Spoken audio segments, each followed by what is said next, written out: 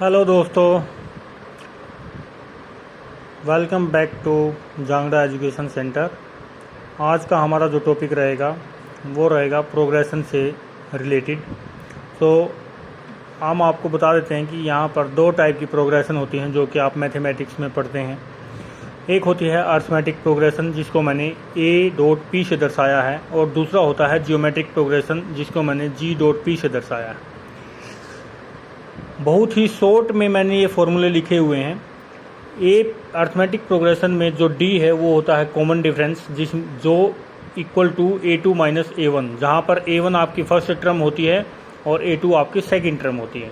इसी प्रकार से a3 आपकी थर्ड टर्म होती है। जब सेकंड टर्म में से फर्स्ट टर्म को माइनस करते हैं और थर्ड टर्म से सेकंड टर्म को माइनस करते हैं तो दोनों ही बराबर आता है, जिसको हम d से रिप्रेजेंट करते हैं, जो कि कॉमन डिफरेंस कहलाता है। अब यहाँ पर a हमारा क्या है, फर्स्ट टर्म है, n हमारा नंबर ऑफ टर्म्स है, number of terms minus into d the common difference, and tn is the nth term.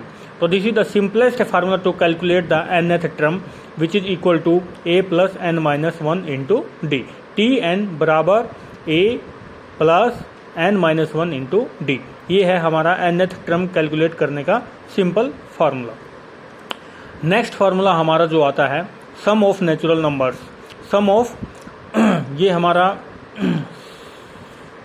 Some of N terms का सम अगर हम निकालते हैं तो उसको एस एन से रिप्रेजेंट करते हैं, which is equal to n by 2 into 2a plus n minus 1 into d. यहाँ पर आपका a वही फर्स्ट टर्म है, n भी द नंबर ऑफ टर्म्स है, d द कॉमन डिफरेंस है, और n आपका नंबर ऑफ टर्म है, एस एन मतलब n टर्म्स का जो सम रहेगा वही है। यही फार्मूले से जो वैल्यू आपकी आएगी सेम वैल्यू आपकी इस फार्मूले से भी आएगी।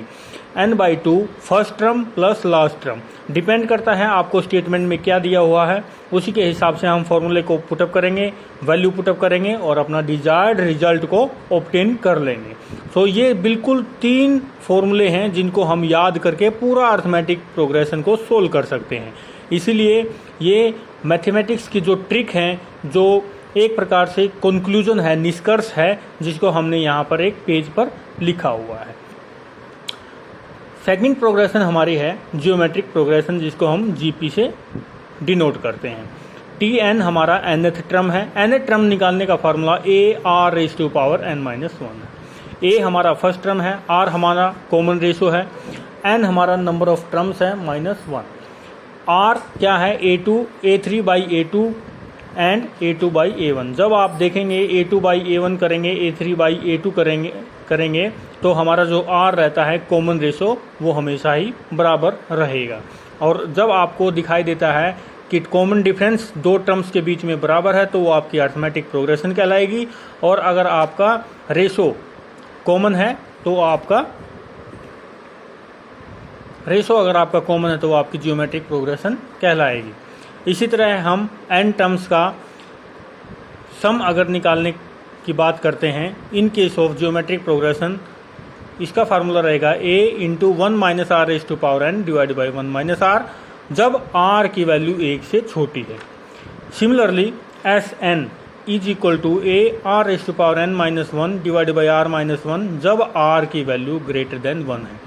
दोस्तों आप सिर्फ ये फॉर्मूले याद करके रखिएगा, आपका कोई भी क्वेश्चन जियोमेट्रिक प्रोग्रेशन से संबंधित होगा वो 1 मिनट में आपका सोल्व हो जाएगा।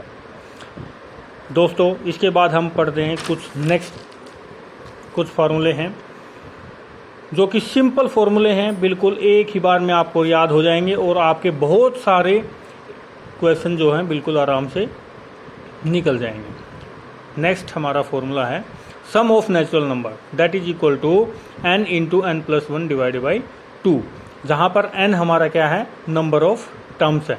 जैसे हमारा 1 2 3 4 अप टू n, तो n क्या है, नंबर ऑफ टर्म्स हैं, जो कि हमारे 20 30 50 100 कुछ भी हो सकता है यहाँ पर। ठीक है, अगर हमारा यहाँ देखेंगे आप, अगर ये नंबर्स जो हैं नेचुरल नंबर जो हैं इनका स्क्वायर अगर दिया होगा 1 square 2 square 3 square up to n square, और उनका सम निकालने की बात अगर कहा होगा तो उस केस में फॉर्मूला हमारा रहेगा n into n plus 1 into 2n plus 1 divided by 6। Similarly अगर नेचुरल नंबर्स का क्यूब सम निकालना है क्यूब ऑफ नेचुरल नंबर रहेगा तो n into n plus one divided by 2 का होल स्क्वायर, विच इज हमारा ये फॉर्मूला रहेगा sum of the cube of natural numbers. यहाँ तक ये जो हमने 1 2 3 4 5 ये जो 5 मेन फॉर्मूले पढ़े हैं, मेन टॉपिक्स के फॉर्मूले पढ़े हैं, बहुत ही आसान है और इनसे आपके बहुत सारे क्वेश्चन जो हैं एग्जाम्स में सोल्व हो जाएंगे। नेक्स्ट एक ट्रिक हम जो लेके आए हैं, find the unit digit of this multiply this. Okay, देखिए आपको कोई भी डिजिट दी हुई होगी तो आपको पूछेगा कि find the unit digit.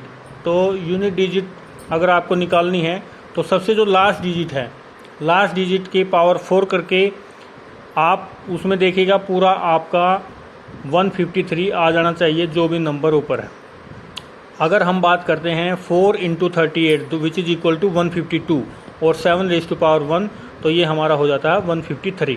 Similarly 341 की पावर 72, अगर हम 7 रेज़ टू पावर 4 इसमें आपका यूनिट डिजिट कितना देगा 1, क्योंकि 7 into 7 is equal to 49, 7 into 7 is equal to 49 और 9 की 9 से मल्टीप्लाई करेंगे तो 1 आएगा, जो 1 हमारा यहाँ।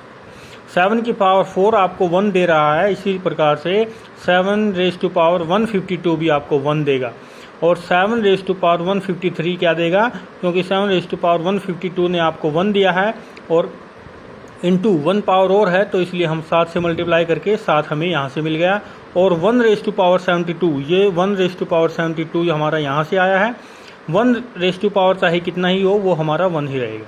इसी प्रकार से अगर आप देखेंगे तो यहाँ इसका जो फाइनल रिजल्ट आया वो 7 आया, इसका जो रिजल्ट आया वो 1 आया, तो 7 इंटू 1 इज इक्वल टू 7। तो इस ये जो इक्वेशन आपको दी गई थी इसकी यूनिट डिजिट क्या आएगी 7 आएगी। नेक्स्ट ट्रिक क्या है, कोई भी क्वाड्रेटिक इक्वेशन हमारी इस फॉर्म में रहती है ax² plus bx plus c, इसके 2 रूट रहेंगे, जितना इसका डिग्री रहेगा, ये एक पोलिनोमियल इक्वेशन है, अगर ये 2 डिग्री की है तो इसके 2 रूट रहेंगे अल्फा और बीटा, अगर 3 डिग्री की है तो इसके 3 रूट रहेंगे अल्फा बीटा गामा। 2 रूट रहेंगे तो उनका जो सम रहेगा alpha plus beta which is equal to minus b upon a and उनका जो प्रोडक्ट रहेगा that is equal to C upon a. Similarly cubic equation में जो कि इस फॉर्म की होती है ax³ plus bx² plus cx plus d, इसमें हमारे 3 रूट होते हैं अल्फा बीटा गामा, अगर तीनों का जोड़ करेंगे तो माइनस का b अपॉन ए आएगा, अगर दो का जोड़ करके चलेंगे जैसे alpha beta plus beta gamma plus gamma alpha which is equal to C upon A आएगा, और अगर तीनों रूट को इकट्ठा मल्टीप्लाई कर देते हैं अल्फा बीटा गामा तो हमारा माइनस डी अपॉन ए आ जाएगा। तो दोस्तों आज के लिए सिर्फ इतना ही, थैंक यू।